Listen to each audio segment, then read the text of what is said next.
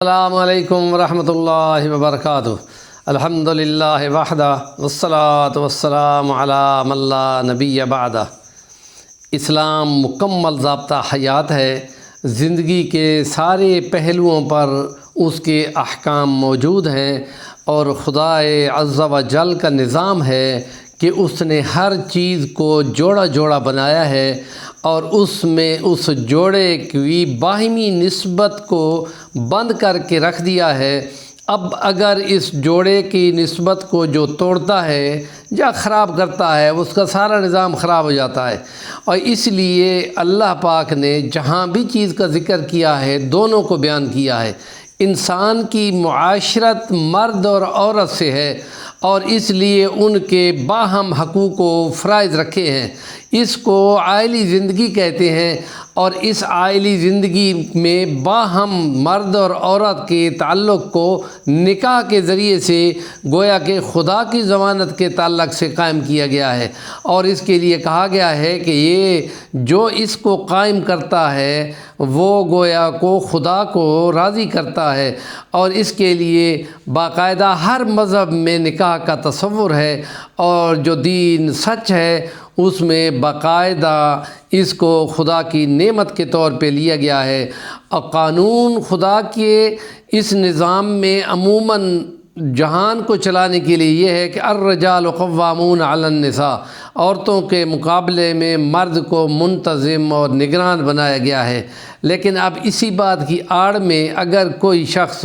اپنی بیوی پہ جبر اور سختی کرتا ہے تو اس کے لیے نبی پاک صلی اللہ علیہ وسلم جس پر قرآن اترا ہے اس کی تشریح میں وہ یہ کام غلط کرتا ہے، اس لیے کہ نبی پاک صلی اللہ علیہ وسلم کا فرمان یہ ہے کہ جہاں ہر چیز میں انصاف کا حکم ہے، وہاں یہی ہے کہ وہاں ان کے ساتھ اچھا سلوک کیا جائے، اور وہ جو اپنی بیویوں کے ساتھ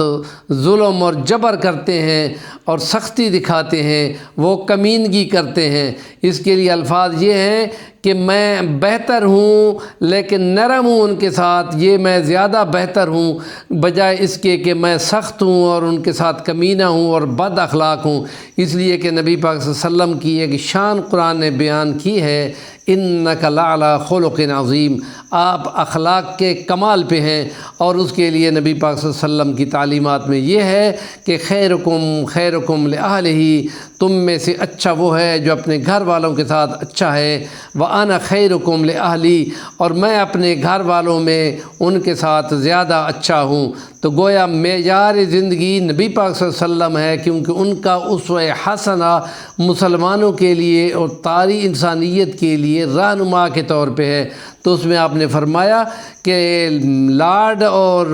اس میں تھوڑا کچھ کو انداز کو بیان کرنے کا حق عورت کو خدا نے دیا ہے، کچھ ناز وہ کر سکتی ہے، اس کو اٹھانا اور اس کا خیال کرنا مرد کے ذمہ ہے، اور وہ اپنے جبر اور اپنی سختی کو وہ استعمال کرے گا۔ تو اس کے لیے نبی پاک صلی اللہ علیہ وسلم کی تعلیمات میں یہ ہے کہ وہ ٹیڑھی پسلی سے پیدا ہوئی ہے، اگر تم اس کو سیدھا کرنے کی کوشش کرو گے تو وہ ٹوٹ جائے گی۔ اس لیے ان کے ساتھ نرم سلوک کرتے ہوئے، اس کی غلطیوں کو نظر انداز کرتے ہوئے چلو گے تو وہ زیادہ خوشحالی ہوگی۔ ایک بزرگ کے بقول کہ میں اس بیوی کو اپنی بیوی نہیں سمجھتا بلکہ میں اس کو خدا کی بندی سمجھتا ہوں، اور جب میں اس کو خدا کا بندہ، خدا کی بندی سمجھتے ہوئے رویے رکھتا ہوں تو اس پر ظلم اور جبر کرتے ہوئے خدا سے ڈرتا ہوں۔ اس لیے کہا گیا ہے کہ ان کے معاملوں میں اللہ سے ڈرنا، اور خطبہ حجۃ الوداع کے موقع پہ فرمایا تھا وہ تمہارے ہاتھوں میں ہیں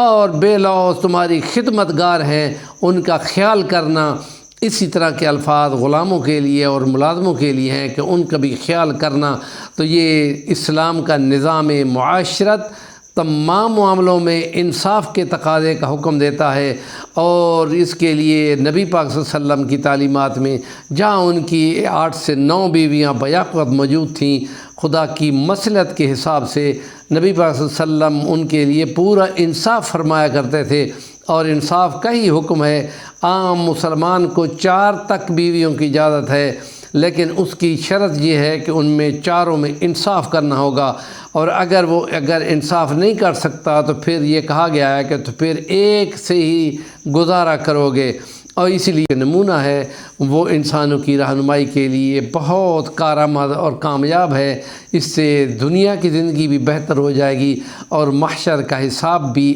آسان ہو جائے گا۔ ہمارے چینل کا نام ہے صفی الرحمن الوانی، ضرور سبسکرائب کر لیں، اور اگر کمنٹ کریں گے تو بہت اچھی بات ہوگی۔